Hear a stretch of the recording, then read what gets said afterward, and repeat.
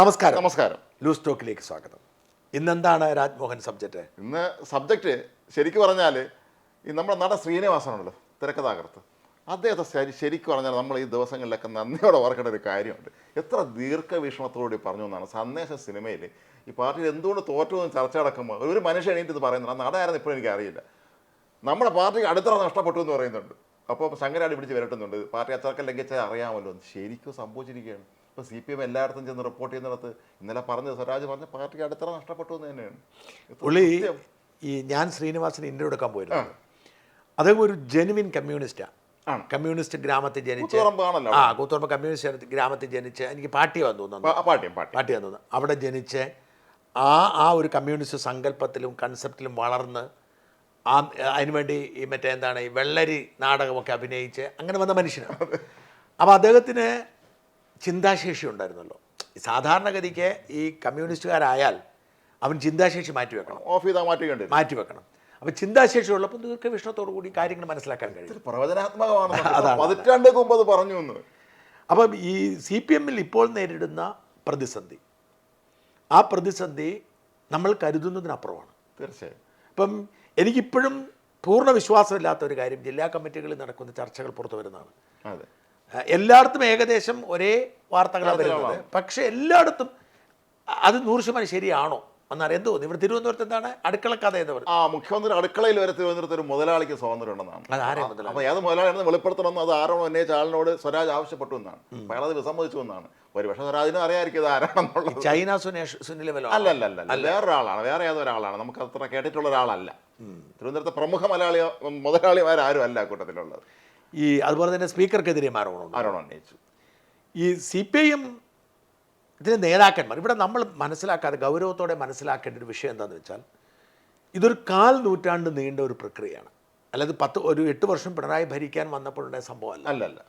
Pinarayi party സെക്രട്ടറിയായി ചുമതല ഏറ്റപ്പം മുതൽ അദ്ദേഹത്തിന് കൃത്യമായൊരു അജണ്ട ഉണ്ടായിരുന്നു.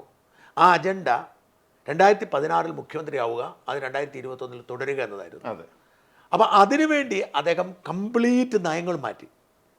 അതിൽ ഏറ്റവും ആദ്യം അദ്ദേഹം ചെയ്തത്, ഇതുവരെ നമ്മളിപ്പം ആരാണ് മുഖ്യമന്ത്രി, ഇപ്പം നയനാരൊന്നും മുഖ്യമന്ത്രി ആവുമെന്ന് പ്രതീക്ഷിച്ചായതല്ല. അല്ല, അവസാനം അദ്ദേഹം മുഖ്യമന്ത്രി ആകുമ്പോൾ എനിക്ക് സുശീലാവേണ്ടതായിരുന്നു. പാർട്ടി വോട്ടെടുപ്പിൽ പിന്നെ ഗൗരിയമ്മ 87 ഗൗരിയമ്മയുടെ പേര് പറഞ്ഞാണ് വോട്ട് പിടിച്ചത്. കേരള നാട് ഗൗരി ഭരിക്കുമെന്ന് പറഞ്ഞു ആണ്. അപ്പോൾ പക്ഷേ ആ പാർട്ടിയുടെ ആ ഒരു നീക്കുപോക്കിൻ്റെ ഭാഗമായി അങ്ങനെ മുഖ്യമന്ത്രിയായി. അപ്പോൾ അങ്ങനെ മുഖ്യമന്ത്രി എന്ന നിലയിൽ പാർട്ടിയുടെ ഒരു പ്രതീകം എന്നല്ലാതെ വ്യക്തിപരമായി അദ്ദേഹത്തിന് വലിയ റോളൊന്നും ഉണ്ടായിരുന്നില്ല. പക്ഷെ അത് മാറി മുഖ്യമന്ത്രി അതേസമയം VS-ന്റെ കാലത്തോ VS-നെ ആക്കാതിരിക്കുക എന്ന ലക്ഷ്യത്തിൽ എത്രയോ കാലം നടന്നു. സീറ്റ് നിഷേധിച്ചില്ല. ആദ്യം സീറ്റ് നിഷേധിച്ച് അവസാനമായപ്പോൾ മാരാരി കൊളുത്ത് തോപ്പിച്ചു. അപ്പോൾ ആ അർത്ഥത്തിൽ മുഴുവൻ നടന്ന ആ ഒരു ചുക്കാൻ പിടിച്ചു മുഴുവൻ പിണറായി ആയിരുന്നു. അതായത് അന്നത്തെ കാലത്ത് പാർട്ടി സെക്രട്ടറിക്കും പാർട്ടിക്കും സർക്കാരിൽ ശക്തമായ സ്വാധീനമുണ്ട്. അതായത് പാർട്ടി തുടങ്ങിയ അന്ന് മുതൽ പാർട്ടി സെക്രട്ടറിക്കും പാർട്ടിക്കുമായിരുന്നു സ്വാധീനം. തീർച്ചയായും. അപ്പോൾ പാർട്ടിയുടെ നയങ്ങൾക്കുള്ളിൽ നിന്നുകൊണ്ട് പാർട്ടി സെക്രട്ടറി പ്രവർത്തിക്കുന്നു, അവർ നിയന്ത്രിക്കുന്നു. അത് പിണറായി, അതായത് VS അച്യുതാനന്ദൻ മുഖ്യമന്ത്രി ആവുന്നത് വരെ അങ്ങനെ ആയിരുന്നു. അതെ, ചടയം ഗോവിന്ദൻ വരെ അത് നീണ്ടു. ചടയം വരെ പാർട്ടിക്ക് സ്വാധീനം ഉണ്ടായിരുന്നു. ചടയം കഴിഞ്ഞ് അല്ലല്ല, പിണറായി മുഖ്യമന്ത്രിയാവുന്നത് വരെ പാർട്ടിക്കാരും സ്വാധീനം ഉണ്ടായിരുന്നു. കാരണം പിണറായി, അത് ശരിയാണ്, അതെ, നമ്മൾ മനസ്സിൽ പിണറായി മുഖ്യമന്ത്രിയാവുന്നത് വരെ പാർട്ടിക്കാരും പുള്ളി പാർട്ടി സെക്രട്ടറി ആണല്ലോ.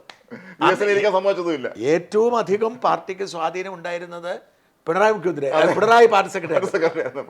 അപ്പൊ പക്ഷെ പിണറായി ചെയ്തത്, അതുവരെയുള്ളവർക്ക് ചെറിയ ഗ്രൂപ്പും താല്പര്യങ്ങളും ഉണ്ടെങ്കിലും, ഇപ്പം ഗൗരിയമ്മയൊക്കെ EMS-നെതിരെ ഇപ്പോഴും പറയാറുണ്ടായിരുന്നു, ഈ അടുത്ത കാലത്തും പറഞ്ഞു. തീർച്ചയായും. അപ്പം അങ്ങനെ പറയാറുണ്ടെങ്കിലും അതൊക്കെ ഒരു വ്യക്തിയുടെ സ്വഭാവത്തിൻ്റെ ഭാഗമായിട്ടുള്ള ചില താല്പര്യങ്ങൾക്ക് അപ്പുറത്തേക്ക് ഒരു സംഘടിത രൂപം ഉണ്ടായിരുന്നില്ല. ഒരിക്കലും ഉണ്ടായിരുന്നില്ല. പക്ഷെ പിണറായി അങ്ങനെയല്ല. എന്നോട് ഇതുമായി ബന്ധപ്പെട്ട് ഞാൻ വളരെ ഇൻട്രസ്റ്റ് ഉള്ള വിഷയമാണ് പിണറായി. എനിക്കൊന്ന് പിണറായി എന്ന പേര് ഞാനാണ് ആദ്യമായിട്ട്. അപ്പോൾ എൻ്റെ വലിയ ആഗ്രഹവും ഞാൻ ഇപ്പോൾ ശ്രമിച്ചുകൊണ്ടിരിക്കുന്നത് പിണറായിസത്തെക്കുറിച്ച് പുസ്തകം എഴുതണമെന്നുള്ളതാണ്. ഞാനത് കുറേ റിസർച്ച് ചെയ്യുന്നുണ്ട്. അപ്പോൾ പിണറായിസത്തെക്കുറിച്ച് പഠിച്ചപ്പം എനിക്ക് മനസ്സിലായൊരു കാര്യം എന്ന് വെച്ചാൽ, യാതൊരുവിധ സ്റ്റഫുമില്ലാത്ത ഗുണ്ടാരാഷ്ട്രീയം, കൊലപാതക രാഷ്ട്രീയം മാത്രം അറിയാവുന്ന ഒരു 7ാം കൂലി ഗുണ്ടയാണ് യഥാർത്ഥത്തിൽ പിണറായി വിജയൻ. പക്ഷേ ആദ്യം മുതൽ അദ്ദേഹത്തിന് നോട്ടവും പെരുമാറ്റവും വർത്തമാനവും ഇടപെടലും ഒരുതരം ഭീതി ജനിപ്പിച്ചിരുന്നു. നമ്മൾ ഈ അധോലോക നായകന്മാർ വാഴുന്നത് പോലെയായിരുന്നു അദ്ദേഹത്തിന്. ഇപ്പം ഒന്ന് നോക്കിയാൽ ഭയപ്പെടുമായിരുന്നു. അങ്ങനെ അദ്ദേഹം പാർട്ടിയെ കണ്ണൂരിൽ കയ്യിൽ പിടിക്കുന്നു. അതിനുശേഷം അദ്ദേഹം VS-ന്റെ വത്സര ശിഷ്യനായി കൂടുന്നു. ആണല്ലോ പാർട്ടി സെക്രട്ടറി ആക്കിയത്. VS ആണ് പാർട്ടി സെക്രട്ടറി ആക്കിയത്. ആ VS-ൻ്റെയിലും കുഴപ്പമുണ്ട്. VS അത്യാവശ്യം വിഭാഗീയതയുടെ ആണല്ലോ. അവിടെയാണ് പ്രശ്നം. ഈ മണിയാശാനും VS-ന്റെ കൂടെ ആയിരുന്നു. VS-ന്റെ കൂടെ ആയിരുന്നു. ഇവരെല്ലാം VS-ന്റെ ആൾക്കാരായിരുന്നു. അപ്പം ഈ പിണറായി പാർട്ടി സെക്രട്ടറി ആയതോടെ പുള്ളി ചെയ്തത് അവിടെയാണ് CPM-ൽ, അതായത് എപ്പോഴും ചില ആളുകൾ വെട്ടിയൊതുക്കാറുണ്ടെങ്കിൽ, ഇപ്പോൾ ഉദാഹരണത്തിന് VS-ന്റെ കാലത്ത് ഈ CITU ആയിരുന്നു എല്ലാവരും വെട്ടി. MM ലോറൻസ് ഒക്കെ ഒന്നും ആവാതെ പോയതാ. എന്ന് മാത്രമല്ല പേരുദോഷമേ ഉള്ളൂ, ഒന്നും നേടിയിട്ടില്ല. ഒന്നും നേടിയ മനുഷ്യനല്ല അദ്ദേഹം. അത് KN രവീന്ദ്രനാഥ് അത്രയും മിടുക്കനായ ഒരു മനുഷ്യൻ, അത്രയും പ്രഗത്ഭന പണ്ഡിതനായവരാണ്, അവരൊക്കെ ഒതുക്കി കളഞ്ഞില്ലേ ഇവരെല്ലാവരും. അപ്പോൾ അത് കഴിഞ്ഞ് പിണറായിക്ക് വന്നപ്പോഴത്തേക്കും പിണറായി ചെയ്തതെന്ന് വെച്ചാൽ പാർട്ടിയിൽ ഒന്നുകിൽ പിണറായിയോടെ കൂടുക അല്ലെങ്കിൽ ഒതുക്കുക. ഈ ഒരു നയമെടുത്ത് ഇവരെല്ലാം പതിയെ പിണറായിയുടെ ആളുകളായി മാറി. VS-ന് കൂടെ അവസാനം വരെ എല്ലാവരും ഇല്ലാതെ അവസാനം വരെ അങ്ങനെ പിണറായി പിടിമുറുക്കി. എനിക്കൊന്ന് മലപ്പുറം സമ്മേളനം തോന്നുന്നല്ലേ? അതെ മലപ്പുറം സമ്മേളനം പൂർത്തിയായി. അപ്പോൾ അങ്ങനെ പിടിമുറുക്കിയിട്ട് പാർട്ടി സെക്രട്ടറി എന്ന നിലയിൽ പുള്ളി 2016 കൃത്യമായി പ്ലാൻ ചെയ്ത് മുഖ്യമന്ത്രി ആവാൻ പദ്ധതിയിട്ട് കാര്യങ്ങൾ നടത്തിയത്. പുള്ളിക്ക് അതിൻ്റെ ഇടയിൽ പറ്റിയൊരു അബദ്ധം എന്ന് പറയുന്നത് 2011 അതായത് VS അച്യുതാനന്ദൻ മുഖ്യമന്ത്രിയാവുന്നു 2006. ഈ തുടർഭരണം നടക്കാവുന്ന സാഹചര്യം ഉണ്ടായി, VS അനുകൂല സാഹചര്യം ഉണ്ടായി. അപ്പോൾ ഈ തുടർഭരണം, അതിന് പ്രത്യേകിച്ച് കാരണം 2009 ഈ മണ്ഡല വിഭജനം കൂടി വന്നപ്പോൾ തുടർഭരണം നടക്കാവുന്ന സാഹചര്യം ഉണ്ടായി. പക്ഷെ ബുദ്ധിമാനായ പിണറായി, വാസ്തവത്തിൽ നമ്മൾ മനസ്സിലാക്കേണ്ടത്, ബുദ്ധിമാനായ പിണറായി അത് വേണ്ടെന്ന് വെച്ചു. കാരണം 2011 തുടർഭരണം കിട്ടിയ VS തന്നെയാണ് മുഖ്യമന്ത്രി. വിഗ്രഹമാണല്ലോ. അപ്പം അവിടെയാണ് നമ്മൾ കാണുന്നത്. അതായത് ശരിക്കും പറഞ്ഞാൽ പിണറായിയാണ് തുടർഭരണം എന്ന് പറയുമ്പോഴും ഇത് 2009 നമ്മൾ ശ്രദ്ധിക്കുന്ന കാര്യം, 2006 VS-ന്റെ സൽഭരണവും 2009 മണ്ഡല വിഭജനവും CPM-ന് അനുകൂല അന്തരീക്ഷം ഉണ്ടാക്കി. 2011 പിണറായി ബോധപൂർവം തോൽപ്പിച്ചില്ല, എന്നിട്ട് 2 സീറ്റാണ് പോയത്. തോൽപ്പിച്ചില്ലായിരുന്നെങ്കിൽ ഇടതുപക്ഷം അധികാരത്തിൽ വരും. ഉമ്മൻചാണ്ടി കേരളത്തിലെ മുഖ്യമന്ത്രി ആയത് പിണറായിയുടെ കരുണ കൊണ്ടാണെന്ന് പറയുന്നത് തീർച്ചയായും, അല്ലെങ്കിൽ ആവത്തില്ല. അപ്പോൾ മനസ്സിലാക്കേണ്ട ഒരു കാര്യം, അല്ല 6 മാസം കഴിഞ്ഞതിന് മുമ്പായിരുന്നില്ല ആന്റണിയുടെ കാലത്ത്, അതിന് മുമ്പത്തെ VS മുമ്പ്. അപ്പം ഈ കാരണം പിണറായി പദ്ധതി ഇട്ട് വന്നിരുന്ന പരിപാടികൾ 5 വർഷം മുമ്പേ പൂർത്തിയായി. 2014 മുഖ്യമന്ത്രി ആകാൻ പുള്ളി പദ്ധതി ഇട്ട് വന്നു. പക്ഷേ 2011 ആയപ്പോഴത്തേക്കും അത് പൂർത്തിയായി. അപ്പോഴായാൽ പിണറായിക്ക് മുഖ്യമന്ത്രി ആകാൻ പറ്റാത്തത് കൊണ്ട് അങ്ങേരം ഉമ്മൻചാണ്ടിയെ കൊണ്ടുപോകും. അത് കഴിഞ്ഞ് ഞാൻ അങ്ങനെ ഒരു ക്യാമ്പയിൻ നടത്തി അങ്ങേരുടെ ഇമേജ് മാറ്റണം. പക്ഷേ ധൈര്യമില്ല. VS-നെ തന്നെ മുമ്പിൽ നിർത്തിയാണ് അങ്ങനെ 2016 വരുന്നത്. ഇങ്ങേര് 2016 മുഖ്യമന്ത്രിയായിട്ട് ഇങ്ങേര് വരും എന്ന് പറഞ്ഞാൽ അങ്ങനെ അവിടെ ജയിക്കത്തില്ല. കാരണം അങ്ങനെ ഇഷ്ടമില്ല, ജനത്തിന് ഇഷ്ടമില്ല. പക്ഷേ 2014-16 കാലയളവിലെ ക്യാമ്പയിൻ, ഇത് അവിടെ നമ്മൾ നന്ദി പറയേണ്ടത് പിണറായി മോദിക്കാണ്. കാരണം അപ്പോഴേക്കും സോഷ്യൽ മീഡിയ ശക്തമായി. സോഷ്യൽ മീഡിയയുടെ സാധ്യത ആദ്യം തിരിച്ചറിഞ്ഞത് മോദിയാണ്. അപ്പം മൻമോഹൻ സിംഗ് സർക്കാരിനെ മാറ്റി മോദി സർക്കാരിനെ കൊണ്ടുവന്നതിൻ്റെ ഏറ്റവും പ്രധാനപ്പെട്ട ഘടകം ഈ 2013-14 കാലഘട്ടത്തിലെ ഈ സോഷ്യൽ മീഡിയ ക്യാമ്പയിന്. ഇത് അതേപടി കോപ്പി ചെയ്തു. ഈ വിജയിച്ചതോടെ, മോദി അധികാരത്തിൽ വന്നതോടെ ഇത് അതേപടി കോപ്പി ചെയ്താണ് 14-16 കാലയളവിൽ ഇങ്ങനെ ക്യാമ്പയിൻ ചെയ്ത് ഇങ്ങനെ പേരുദോഷമൊക്കെ മറ്റ് മിന്നൽ പിണറായി എന്നൊക്കെ ആക്കി ഇങ്ങനെ അധികാരത്തിൽ വരുന്നത്. ഈ അധികാരത്തിൽ വന്നതോടെ പാർട്ടി അപ്രസക്തമായി. അവിടെയാണ് CPM-ന്റെ അപജയം ആരംഭിക്കുന്നത്. അതായത് പിണറായി പാർട്ടി സെക്രട്ടറി ആയത് പാർട്ടിയെ കൺട്രോളിലാക്കി അത് മുഖ്യമന്ത്രിയിലേക്ക് മാറ്റാനായിരുന്നു. പാർട്ടി കൺട്രോളാക്കുന്ന തെറ്റല്ല, കാരണം പണ്ടേ പാർട്ടിക്ക് കൺട്രോൾ ഉണ്ടല്ലോ. പക്ഷേ പിണറായി മുഖ്യമന്ത്രി ആയതോടെ അവിടെയാണ് നമ്മൾ ശ്രദ്ധിക്കേണ്ടത്, എന്തുകൊണ്ട് കോടിയേരി ബാലകൃഷ്ണനെ പാർട്ടി സെക്രട്ടറി ആക്കി എന്നുള്ളത്. പറഞ്ഞാൽ കേൾക്കുന്ന ഒരാളെ കൊണ്ടാക്കി, സൗമ്യനായ പ്രശ്നക്കാരനല്ലാത്ത ഒരാളായിരുന്നു. അപ്പോൾ എന്ത് ചെയ്തു, പിണറായിയുടെ മുമ്പിൽ മുട്ടുവിറയ്ക്കുന്ന കോടിയേരി വരുന്നു. അതുകൊണ്ട് കോടിയേരി ബാലകൃഷ്ണനെ കുറിച്ച് നമ്മൾ നല്ലത് പറയുമ്പോഴും ഈ CPM-ന്റെ അപജയത്തിന് കോടിയേരിക്ക് വലിയൊരു പങ്കുണ്ട് തീർച്ചയായും. കാരണം പിണറായിയുടെ ഈ ഒരു അടിമയെ പോലെ പിണറായിയുടെ സർവാധിപത്യത്തിന് അങ്ങനെ അനുവദിച്ചു. അപ്പം അങ്ങനെ തുടർച്ചയായി ഈ വന്ന സ്വാഭാവികമായി 2021 അധികാരം കിട്ടി.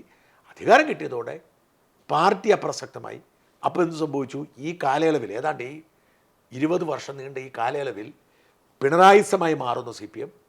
അപ്പോൾ എക്കാലത്ത് ഇപ്പോൾ ഞാൻ പറഞ്ഞ ഞാനൊക്കെ പാർട്ടിയിലെ കാൻഡിഡേറ്റ് മെമ്പർഷിപ്പ് എടുത്തിട്ട് ഞാൻ DYFIയിലും SFI ജില്ലാ കമ്മിറ്റി ഉണ്ടായിരുന്നു. DYFIയുടെ ബ്ലോക്ക് കമ്മിറ്റിയിലേക്ക് ഞാൻ പോയില്ല, പോകാൻ പറ്റുമായിരുന്നു. ഇതൊക്കെ ഉണ്ടായിരുന്ന ഞങ്ങളുടെയൊക്കെ കാലം എന്ന് പറഞ്ഞാൽ കാൻഡിഡേറ്റ് മെമ്പർഷിപ്പായിട്ട് 2 കൊല്ലം തന്നെ ഇട്ടു. അതെന്താ കാര്യം? പാർട്ടി പ്രവർത്തനം കുറവാണെന്ന് പറഞ്ഞു. കാരണം നമ്മൾ DYFIയിലും SFIയിലും പ്രവർത്തിച്ചാലും നാട്ടിൽ വരുമ്പോൾ നമ്മൾ പാർട്ടി പ്രവർത്തനം നടത്തും, അതുകൊണ്ട് നമുക്ക് കിട്ടില്ല. അതേസമയം നമ്മുടെയൊക്കെ കാലത്ത് അല്ലെങ്കിൽ ഇവർ ഈ പിണറായി പാർട്ടിയിലാവുന്നത് വരെ ഈ മദ്യപാനികളെ, ബ്ലേഡ് മാഫിയക്കാരെ, മണൽ മാഫിയക്കാരെ, അങ്ങനെ തെറ്റായ സ്വഭാവമുള്ളവരെയൊക്കെ പാർട്ടിയിൽ മാറ്റി നിർത്തുമായിരുന്നു. ക്യാരക്ടർ ഉള്ള ഒരാൾക്കുള്ളായിരുന്നു. പക്ഷെ പിണറായി വന്നതോടെ പിണറായിയുടെ ലക്ഷ്യം അധികാരമാണ്.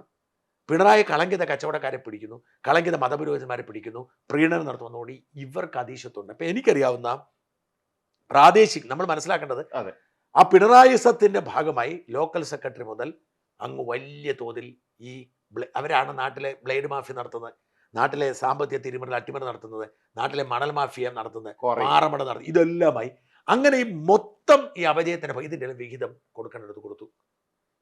അപ്പം ഇങ്ങനെയാണ് പാർട്ടി അപജയിച്ചു. പിണറായിയെ സംബന്ധിച്ചിടത്തോളം ഇവിടെ പൂർത്തിയാകുന്നത് എങ്ങനെയാണെന്നുള്ളതാണ് നമ്മുടെ കഥ തീരണം. പിണറായിയെ സംബന്ധിച്ചിടത്തോളം ഇനി ഒന്നും ചെയ്യാനില്ല, നേടാനില്ല. കാരണം 10 കൊല്ലം മുഖ്യമന്ത്രിയായി, ആരോഗ്യമില്ല. ഇനി അതേസമയം പിണറായിയെ സംബന്ധിച്ച് എന്നാ സംഭവിച്ചാലും കുഴപ്പമില്ല. അപ്പം പിണറായിയെ സംബന്ധിച്ചിടത്തോളം അങ്ങനെ ഈ അവസാനത്തെ കാലം വന്നപ്പോഴത്തേക്കും മാക്സിമം അധികാരം കാണിക്കാനും കൈയിട്ട് വരാൻ തുടങ്ങി.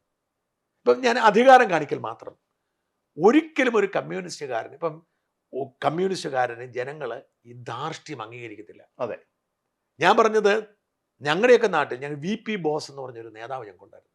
ഞാൻ പാർട്ടി പ്രവർത്തിക്കും 30-32 വയസ്സിൽ അയാൾ മരിച്ചുപോയി, ഹാർട്ട് അറ്റാക്ക് വന്നിട്ട്. ആദ്യത്തെ ജില്ലാ കൗൺസിൽ അംഗമായിരുന്നു. അന്ന് അവിടെ കേരള കോൺഗ്രസിനും ശക്തിയുള്ള സമയത്ത് അവിടെ വലിയ ഭൂരിപക്ഷത്തിൽ ബോസ് ജയിച്ചു. ബോസ് ഒരു തൊഴിലാളി, കൂട്ടുതറ മറ്റേ പാലാമടം എസ്റ്റേറ്റ് എന്ന് പറഞ്ഞൊരു എസ്റ്റേറ്റ് ഉണ്ട് കോട്ടയത്ത്. പാലാമടം എസ്റ്റേറ്റിലെ ഒരു തൊഴിലാളിയായിരുന്നു, തൊഴിലാളിയുടെ മകനായിരുന്നു. ലയത്തിലാണ് താമസിച്ചത്. ഞാൻ പോയിട്ടുണ്ട് ബോസിൻ്റെ ലയത്തിലെ. ബോസ് എന്ന് പറഞ്ഞാൽ ബോസ് എന്ന് പറഞ്ഞ ഒരു കലാകാരൻ, ഭയങ്കര പ്രസംഗകനാണ്, നാടകക്കാരനാണ്. ബോസ് കൊണ്ടുവന്ന ഞാനൊക്കെ ഓർക്കുന്നുണ്ട്, നമുക്ക് ബോസിൻ്റെ അതായത് സാധാരണ തൊഴിലാളികൾ, മീൻ വിൽക്കുന്നവരെ, അവരുടെയൊക്കെ ബീഡിയൊക്കെ അങ്ങോട്ടേക്ക് ഷെയർ. എനിക്ക് ബീഡി വലിക്കാൻ കൊതി വന്നിട്ടുണ്ട് ബോസിന്റെ ചുണ്ടിൽ നിന്ന്, വലിയ കൊതി വന്നിട്ടുണ്ട്. അപ്പൊ ഇങ്ങനത്തെ പാർട്ടിക്കാരുടെ കാലത്തൊന്നും മാറി ഈ കളങ്കിത ആളുകളിലേക്ക് വരുന്നു. അപ്പൊ പിണറായിയുടെ മുമ്പിൽ വഴിയില്ലാതാവുന്നു. പിണറായിക്ക് ഇനി ഒന്നും ചെയ്യാനില്ല. ഇനി എന്താ ചെയ്യാനുള്ള? ഒന്നും ചെയ്യാനില്ല, മുഖ്യമന്ത്രിയായി. പിന്നെ പറ്റിയാൽ ഒരു ചെറിയ മോഹമുണ്ട്, മരുമകനെ സ്ഥാനമേൽപ്പിക്കണം. പക്ഷെ അത് നടക്കുമെന്ന് പിണറായിക്ക് വലിയ വിശ്വാസമൊന്നുമില്ല. കാരണം എന്നോട് ഒരു IAS പറഞ്ഞത്, നിങ്ങളൊക്കെ പറയുന്നുണ്ട് മരുമകനെ ചുമതലയേൽപ്പിക്കും പറ്റും. എന്നോട് പറഞ്ഞു, ലോകത്ത് ഏതെങ്കിലും ഒരു ഏകാധിപതി മരിക്കുന്നതിന് മുൻപ് അധികാരം ഒഴിഞ്ഞു പോയിട്ടുണ്ടോ? അതുകൊണ്ട് നിങ്ങൾ നോക്കിക്കോ, അങ്ങേർക്ക് എണീറ്റ് നടക്കാൻ കഴിയുമെങ്കിൽ അങ്ങേര് തന്നെ ആയിരിക്കും അടുത്ത. എന്നോട് പറഞ്ഞാണ്, ഒരു സിവിൽ സർവീസ് ഓഫീസർ പറഞ്ഞാണ്. കാരണം അങ്ങേർക്ക് ഒരിക്കലും ഇട്ടിട്ട് പോകാൻ പറ്റത്തില്ല. അപ്പം ഇവിടെ ഞാനിത് പറഞ്ഞ ബോസിന്റെ കഥ പറഞ്ഞത്, നമ്മൾ ബോസിനെ കാണുന്നത് നമ്മുടെ ഇടയിൽ ജീവിക്കുന്ന കാണുമ്പോഴാണ്. പക്ഷെ ഈ പിണറായി എന്താ ചെയ്യുന്നത്? എന്തിനാണ് ഇങ്ങനെ ഇത്ര സുരക്ഷ? കാരണം പിണറായി ആരെങ്കിലും എന്ന് വെച്ചു, ഷാജൻസ്കറിയ ഈ നാട്ടിൽ കൂടെ കൂളായിട്ട് നടക്കുന്നു. കണ്ടാ കൊല്ലുമെന്ന് പറയുന്ന ആളുകൾ സോഷ്യൽ മീഡിയയിൽ ധാരാളം ഉണ്ടല്ലേ? സോഷ്യൽ മീഡിയ എടുത്താൽ എൻ്റെ ഫേസ്ബുക്കിൽ. പക്ഷെ എനിക്ക് കുഴപ്പമില്ല. അപ്പം പിണറായിക്കാണോ കുഴപ്പം? പിണറായി ആര് സംരക്ഷിക്കും? നാട്ടുകാർ സംരക്ഷിക്കും, പല പാർട്ടിക്കാർ. അപ്പം ഇത് അധികാരം കാണിക്കുന്നതിന് വേണ്ടിയുള്ള ഒരു ആർത്തിയിൽ രൂപപ്പെട്ട ഒരു ഒരു ഒരു മ്ലേച്ഛമായ ആഡംബര മനോഭാവങ്ങൾ. ഇത് രസമുള്ള കഴിഞ്ഞ ദിവസം ഒരു ആർട്ടിക്കിൾ വായിച്ചിരുന്നു. അതിൽ രസകരമായ ഒരു കാര്യമുള്ളത്, റഷ്യയുടെ പ്രസിഡന്റ് ആയിരുന്ന ബ്രഷ്നേവ് ഉണ്ടല്ലോ, അദ്ദേഹം ഈ പറഞ്ഞ ബ്രഷ്നേവ്, അദ്ദേഹം വലിയ ആഡംബര ഭ്രമക്കാരനായിരുന്നു. അപ്പോൾ ഈ കാറുകൾ വാങ്ങി കൂട്ടുക എന്നുള്ളതാണ് അദ്ദേഹത്തിൻ്റെ ഒരു ക്രൈസ്. അപ്പോൾ ഇതൊക്കെ കണ്ടിട്ട് അദ്ദേഹത്തിൻ്റെ അമ്മ അദ്ദേഹത്തോട് പറഞ്ഞു, മോനെ നീ സൂക്ഷിക്കണം, ആ കമ്മ്യൂണിസ്റ്റ് ഇറങ്ങാൻ ഇനി അധികാരത്തിൽ വരികയാണെങ്കിൽ നീ അകത്തായി പോകുന്നു. അദ്ദേഹം ഇപ്പം കമ്മ്യൂണിസ്റ്റ് അല്ലാന്ന് അമ്മ പറഞ്ഞു വെച്ചതാണെന്നാണ്. അല്ല, ഇവിടെ പിണറായിയുടെ ജീവിതത്തിനടപ്പം ഹയത്ത് പ്രസിഡൻസിയിൽ താമസിക്കും. അത് അമേരിക്കയ്ക്ക് പോയാലും ദുബായിക്ക് പോയാലും ലണ്ടന് പോയാലും. അപ്പോൾ അവിടെ എയർപോർട്ടിൽ പോയാൽ ലോഞ്ചിൽ എല്ലാവർക്കും താമസിക്കണം. അപ്പം ഓരോ യാത്രയും ആഡംബരമാണ്, ഓരോ ജീവിതവും. മാത്രമല്ല ഈ സാമ്പത്തിക പ്രതിസന്ധി കാലത്ത് കുടുംബസമേതം അദ്ദേഹം ടൂർ അടിക്കാൻ പോയിരിക്കുകയാണ് ബാലിയിൽ. അതെ. അപ്പം ഈ ആഡംബര ജീവിതം അദ്ദേഹത്തെ എത്തിച്ചിരിക്കുന്ന ഒരു അവസ്ഥ എന്ന് പറഞ്ഞാൽ പാർട്ടിക്ക് എന്ത് പറ്റിയാലും കുഴപ്പമില്ലെന്ന്. അപ്പം ഇതിൽ നിന്ന് പാർട്ടിക്കാർക്ക് മനസ്സിലായി ഇനി ഇങ്ങനെ പോയാൽ പാർട്ടി ഉണ്ടാവത്തില്ല. അപ്പം ഈ ഒരു ഭീകരാവസ്ഥയിലാണ് CPM എത്തപ്പെട്ടിരിക്കുന്നത്. ആ ഭീകരാവസ്ഥയിൽ നിന്നും CPMനെ രക്ഷപ്പെടണമെങ്കിൽ പിണറായി ഒഴിഞ്ഞേ പറ്റൂ. ഒഴിഞ്ഞാലും ജനം അത്രമാത്രം വെറുക്കുകയാണ്. ഞാൻ പറഞ്ഞത്, എന്നെ ആവേശം കൊള്ളിക്കുന്നതും അഭിമാനം കൊള്ളിക്കുന്നതും പരസ്യം എന്നെ തെറി പറയുന്ന സഖാക്കൾ കാണുമ്പോൾ കെട്ടിപ്പിടിച്ചിട്ട് പറയും, നിങ്ങളാണ് ഞങ്ങളുടെ പാർട്ടിയുടെ രക്ഷകൻ. അല്ല, എൻ്റെ അനുഭവമാണ്. പഴയ സഖാവാണല്ലോ. അതല്ല, ഞാൻ കഴിഞ്ഞ കുറേ കാലമായി പറഞ്ഞുകൊണ്ടിരുന്ന കാര്യങ്ങൾ ഇപ്പൊ പാർട്ടിക്കാർ പറയുകയാണ്, ജില്ലാ കമ്മിറ്റികൾ പറയണം. അപ്പൊ എനിക്ക് അഭിമാനമുണ്ട്. നമ്മൾ പറഞ്ഞ ആളുകൾക്ക് മനസ്സിലായി ഇനിയും അവസരമുണ്ട്. കാരണം കമ്മ്യൂണിസ്റ്റ് പാർട്ടി പലരും പറയുന്ന പോലെ ഇല്ലാതാകണമെന്ന വാശിയും നമ്മൾ പിടി പാടാണ് രക്ഷിച്ചെടുക്കാൻ. കാരണം അതിന് പ്രത്യയശാസ്ത്രമായ പ്രശ്നങ്ങളുണ്ട്. പക്ഷെ എങ്കിൽ പോലും ഈ തുല്യത അടക്കമുള്ള കുറേ കാര്യങ്ങളുണ്ടായിരുന്നു. ഇവിടെ നമ്മൾ മനസ്സിലാക്കേണ്ട കാര്യം എന്ന് വെച്ചാൽ, പിണറായി ഈ പാർട്ടിയെ ഇല്ലാതാക്കിയതോടുകൂടി ജനം അതുപോലെ വെറുക്കുന്നു. അല്ലെങ്കിൽ പാർട്ടി ഗ്രാമങ്ങളിൽ ഇങ്ങനെ പോകത്തില്ലല്ലോ. പാർട്ടി ഗ്രാമങ്ങളിൽ ഇന്നേജന്റ് കോൺഗ്രസ്സുകാർക്കും BJPക്കും ഇല്ലാത്ത സ്ഥലത്ത് പോലും അവിടെ സുധാകരൻ ലീഡ് ചെയ്തു. അതെ. അപ്പം അവിടെ കള്ളവോട്ട് സ്ഥിരം പരിപാടിയാണ്. അപ്പൊ കള്ളവോട്ട് ചെയ്തവർ പോലും വന്ന് സുധാകരൻ വോട്ട് ചെയ്ത് ഇവിടെ നമ്മൾ മനസ്സിലാക്കേണ്ട കാര്യം, സുധാകരൻ എങ്ങനെ ഇത്ര പിന്തുണ കിട്ടി, ശോഭാ സുരേന്ദ്രൻ എങ്ങനെ പിന്തുണ കിട്ടി? രണ്ട് കാര്യം. ജനങ്ങളുടെ ഒരു പ്രത്യേകത, ചെറുത്തു നിൽക്കുന്നവരെ, പ്രതിഷേധിക്കുന്നവരെ അവരോടൊപ്പം നിൽക്കും. അപ്പൊ സുരേഷ് ഗോപി ഇത്രയും സൂപ്പർ സ്റ്റാർ ആയത് എന്തുകൊണ്ടാണ്? സുരേഷ് ഗോപിയെ വേട്ടയാടാൻ ശ്രമിച്ചു. ആ വേട്ടയാടിനെ അതിജീവിച്ചാണ് സുരേഷ് ഗോപി ഇത്ര ആയത്. ഇത് പിണറായി അങ്ങനെയല്ല, ഒന്നിനോടും പ്രതികരിക്കത്തില്ല, ഒന്നിനോടും പണ്ട് അങ്ങനെ ആയിരുന്നു. അയാൾ ചെറുത്തു നിന്നും പ്രതിരോധിച്ചൊക്കെ വളർന്നു വന്നത്. അപ്പോൾ CPMനെ രക്ഷിക്കുക എന്ന് പറഞ്ഞ പ്രയാസമാണ്. നമ്മൾ മനസ്സിലാക്കേണ്ടത്, നമ്മൾ വിചാരിക്കാത്ത പല നീക്കങ്ങളും CPM നടക്കുന്നുണ്ട്. എന്തുകൊണ്ടാണ്? രാജ്മോഹൻ തന്നെ പറയണം, എന്തുകൊണ്ടാണ് രാധാകൃഷ്ണനെയും ശൈലജ ടീച്ചറിനെയും ഇവരെ തോമസ് ഐസക്കിനെയും ഇങ്ങനെയുള്ള ആളുകളെ ഇവര് സ്ഥാനാർത്ഥിയാക്കിയത്? അതെ, ഒതുക്കുക എന്നുള്ളത്. തോറ്റാലും പിന്നെ ജയിച്ചാലും ഒതുക്കുക എന്നുള്ളതാണ്. തോറ്റാൽ ജനപിന്തുണ ഇല്ലെന്ന് പറയുക, ജയിച്ചാൽ പിന്നെ ഡൽഹി പോയി അവിടെ ഇരുന്നോളും, കുഴപ്പമില്ലല്ലോ എന്നുള്ള ഇത് തന്നെയാണ്. ഇപ്പം CPMനെ പിണറായിസത്തിൽ നിന്ന് രക്ഷപ്പെടാനുള്ള ഏക വഴി ശൈലജ ടീച്ചറാണ്. അതെ. പക്ഷെ ശൈലജ ടീച്ചറിന്റെ മേലൊരു വലിയ മാർക്ക് വന്നു. ദയനീയമായി തോറ്റുപോയി. ജനപിന്തുണ ഇല്ലാത്ത ആളെന്നൊരു പേര് മാർക്ക് വന്നു. അത് പ്ലാൻ ചെയ്ത പോലെ കാര്യങ്ങൾ നടന്നു. അതുപോലെയാണ് നമ്മൾ ജയരാജനിലേക്ക് വരേണ്ടത്. കാരണം ഞാൻ പലരും എന്നോട് ചോദിക്കും, ജയരാജനെ പേടിയാണോ, ജയരാജനെ പിന്തുണയ്ക്കുന്നത് എന്തുകൊണ്ടാണ്? ഞാൻ ജയരാജനെ പിന്തുണയ്ക്കുന്നത്, ഞാൻ കടുത്ത ജയരാജനെ ഇഷ്ടപ്പെടുന്ന ഒരാളാണ്. പലർക്കും അത്ഭുതപ്പെടും. ജയരാജൻ ഒരു കണ്ണൂരിലെ കൊലപാതക രാഷ്ട്രീയത്തിൻ്റെ പ്രതീകമാണ് എന്ന് തന്നെയാണ് ഞാൻ വിശ്വസിക്കുന്നത്. കണ്ണൂരിലെ പല രാഷ്ട്രീയ കൊലപാതകങ്ങളും പിന്നിൽ ജയരാജന് പരോക്ഷമായെങ്കിലും ബന്ധമുണ്ടാവും എന്ന് തന്നെ വിശ്വസിക്കുന്നു. കാരണം ജയരാജൻ ഒരു മിനി പിണറായി തന്നെയാണ്. പിണറായി എങ്ങനെയായിരുന്നു കണ്ണൂരിൽ CPMനെ നയിച്ചത്, അങ്ങനെ തന്നെയാണ് ജയരാജൻ CPMനെ നയിച്ചത്. പക്ഷേ ജയരാജൻ അഴിമതിക്കാരനല്ല. ജയരാജൻ പണ്ട് മുതലേ പാർട്ടി പ്രവർത്തകൻ എന്ന നിലയിൽ പഠിച്ചു വന്ന സാധനമാണ് ശീലിക്കുന്നത്. കള്ളവോട്ട് നടത്താതിരിക്കാൻ പറ്റുന്നില്ല. മക്കളെ നോക്കുന്ന ആളുമല്ല. മക്കളെ നോക്കുന്ന ആളുമല്ല. അപ്പം പിണറായി അവിടെ നിന്ന് മാറി സ്വന്തം കാര്യവും സ്വന്തം മക്കളുടെ കാര്യവും ഒക്കെ ചെയ്യാൻ തുടങ്ങിയപ്പോൾ ജയരാജൻ അതിനെതിരെ കലാപം ഉയർത്തി. നമ്മൾ ജയരാജനെ ഒതുക്കിയത് മാത്രം നോക്കുക, എത്ര ഭയാനകമായാണ്. 2019 ലോക്സഭാ തെരഞ്ഞെടുപ്പിൽ ജയരാജൻ മത്സരിക്കുമ്പോൾ അദ്ദേഹം ജില്ലാ സെക്രട്ടറിയാണ്. സംസ്ഥാന സെക്രട്ടറി കഴിഞ്ഞാൽ അടുത്ത ഏറ്റവും വലിയ പദവി എന്ന് പറഞ്ഞാൽ കണ്ണൂർ ജില്ലാ സെക്രട്ടറിയാണ് CPMനെ സംബന്ധിച്ച്. ജയരാജൻ തോറ്റു, തിരിച്ചു വന്നപ്പോൾ കസേരയില്ല. അതേ ഇലക്ഷൻ മത്സരിച്ച് VN വാസവൻ തിരിച്ചു വന്നപ്പോൾ വീണ്ടും കസേര കിട്ടി, അടുത്ത ഇലക്ഷൻ നിന്ന് മന്ത്രിയായി. ആ വ്യത്യാസം ഒന്ന് ആലോചിച്ചു. ജയരാജന് വാസവൻ മന്ത്രിയായി, സംസ്ഥാന സെക്രട്ടറി, എത്രയെങ്കിലും വകുപ്പുകളും കിട്ടിയപ്പോൾ. എവിടെ നിന്നാലും തോക്കുന്ന മരുമകനെ ഉറപ്പായും ജയിക്കുന്ന ബേപ്പൂരിൽ കൊണ്ട് നിർത്തി ജയിപ്പിച്ച് മന്ത്രിയാക്കി സെക്രട്ടറി ഉൾപ്പെടുത്തി. ജയരാജനെ സെക്രട്ടേറിയറ്റ് ഉൾപ്പെടുത്തണ്ടേ? നമ്മൾ ബാക്കിയെല്ലാം വിടും. പാർട്ടിയുടെ ജില്ലാ അത് മാത്രമല്ല, ഇതിനു മുമ്പ് അതേപോലെ MM മണിയൊക്കെ ജില്ലാ സെക്രട്ടറി, സംസ്ഥാന സെക്രട്ടറി വന്നെങ്കിൽ ജില്ലാ സെക്രട്ടറി സ്ഥാനം ഒഴിഞ്ഞതിന്റെ പേരില്ല. അതെ, ജില്ലാ സെക്രട്ടറി സ്ഥാനം ഒഴിഞ്ഞിട്ടും എന്തുകൊണ്ട് ജയരാജൻ സെക്രട്ടേറിയറ്റ് എത്തിയില്ല? ഇതേ കാര്യം തന്നെ സുധാകരന്റെ ബാധകമാണ്. സുധാകരൻ ജീവിതത്തിൽ സംസ്ഥാന സെക്രട്ടേറിയറ്റ് അംഗമായിട്ടില്ല. ജില്ലാ സെക്രട്ടറി ആയിട്ടുണ്ടോ? ജില്ലാ സെക്രട്ടറി ആയിട്ടുണ്ട് ആലപ്പുഴ. സംസ്ഥാന സെക്രട്ടേറിയറ്റ് അംഗമായിട്ടില്ല. അത് പക്ഷേ അയാൾ വേണ്ടെന്ന് പറഞ്ഞതാണ് പറയുന്നത്. അത് പിന്നീട് അങ്ങോട്ട് വന്നപ്പോൾ വേണ്ടെന്ന് പറഞ്ഞു എന്നാണ് പറയുന്നത്. എത്രയോ ജൂനിയർ ആയ തോമസ് ഐസക് കേന്ദ്ര കമ്മിറ്റി അംഗമായപ്പോ സംസ്ഥാന സെക്രട്ടറി അംഗം വിളിച്ചാൽ ചിലപ്പോൾ പറ്റില്ല എന്ന് പറഞ്ഞു. സുധാകരൻ സ്വഭാവം വെച്ച് സ്ഥാനമോഹം എല്ലാത്തിനും പറ്റില്ല എന്ന് മിക്കവാറും പറഞ്ഞാണ്. ഓക്കെ, അതായിരിക്കണം സാധ്യത. കറക്റ്റ്. അപ്പം ഞാൻ പറഞ്ഞത് നിങ്ങൾ ഓർക്കണം, സംസ്ഥാന കമ്മിറ്റിയിൽ ആരാണ്? ചിന്താ ജെറോം, മറ്റേ ആ ചാനലിൽ ഇരുന്ന് ഊളത്തരം പറയുന്ന ഒരു അനിൽകുമാർ, അതെ, കോട്ടയത്ത് അനിൽകുമാർ. പിന്നെ ആരാണ്? നമുക്ക് തന്നെ ഇവരെല്ലാം സംസ്ഥാന കമ്മിറ്റിയിലുണ്ട്. ആ സംസ്ഥാന കമ്മിറ്റിയിലാണ് ജയരാജൻ ഇരിക്കുന്നത്. ഇനി ജയരാജൻ ഇപ്പോൾ ഇരിക്കുന്ന മറ്റേ കസേര, അതിന് മുമ്പ് ആരാ അവിടെ ഇരുന്നേ? ശോഭന ജോർജ്. അപ്പം ശോഭന ജോർജിന്റെ വില പിണറായി വിജയൻ പി ജയരാജന് കൊടുക്കുന്നില്ല. പക്ഷെ എന്നിട്ടും അവിടെയാണ് ക്ലൈമാക്സ്. എന്നിട്ടും കണ്ണൂരിൽ പിണറായിയേക്കാൾ സ്വാധീനം ജയരാജനാണ് എന്ന് ബോധ്യമായപ്പോൾ ഇപ്പോൾ ഒരുക്കുന്ന കെണിയാണ് ജയരാജനെതിരെയുള്ള വിവാദങ്ങൾ. ഉറപ്പാണല്ലോ, അത് ഉറപ്പാണ്. അല്ലെങ്കിൽ പിന്നെ മറ്റേ DFI മുൻ ജില്ലാ പ്രസിഡന്റ് ധൈര്യം രംഗത്തിറങ്ങൂ. അയാൾക്കെതിരെ ഒരു അക്ഷരം മിണ്ടുന്നുണ്ടോ? അതെ. മനു തോമസ് എന്ന് പറഞ്ഞ ഒരു പാർട്ടി ജില്ലാ കമ്മിറ്റി അംഗമായിരുന്നയാൾ പാർട്ടി ജില്ലാ നേതാവിനെതിരെ രംഗത്ത് വരുമ്പോൾ ഒരാളും, അതായത് പാർട്ടി സെക്രട്ടറി ഗോവിന്ദ മാഷും മിണ്ടാതെ പോയി. ജില്ലാ സെക്രട്ടറി പ്രതികരിച്ചില്ല, പിണറായി പ്രതികരിച്ചില്ല, പോരാളി ഷാജി പോലും പ്രതികരിക്കുന്നില്ല. ഞാൻ പറഞ്ഞേ, സാധാരണ വഴിയെ പോകുന്ന ഒരുത്തം പറഞ്ഞ നമ്മളെയൊക്കെ എന്തോരം പുറത്ത് കയറുമ്പോൾ ഒരക്ഷരം വേണ്ടി. DYFI സ്റ്റേറ്റ്മെന്റ് ഇറക്കിയിട്ടില്ല, മറുനാടൻ സ്റ്റേറ്റ്മെന്റ് ഇറക്കിയത് DYFI ഉണ്ട്. അപ്പോൾ ഇത് കൃത്യമായി പിണറായി ഇറക്കിയതാണ് ഈ മനു തോമസിന്, ഒരു സംശയവും വേണ്ട. എന്നെ അത്ഭുതപ്പെടുത്തിയത്, ബാക്കി എനിക്ക് വളരെ വേദനയുള്ളൊരു കാര്യമാണ്, ഒരാളുടെ മേൽ അഴിമതി ആരോപണം ഉന്നയിക്കുമ്പോൾ എന്നെ എവിഡൻസ് വേണം.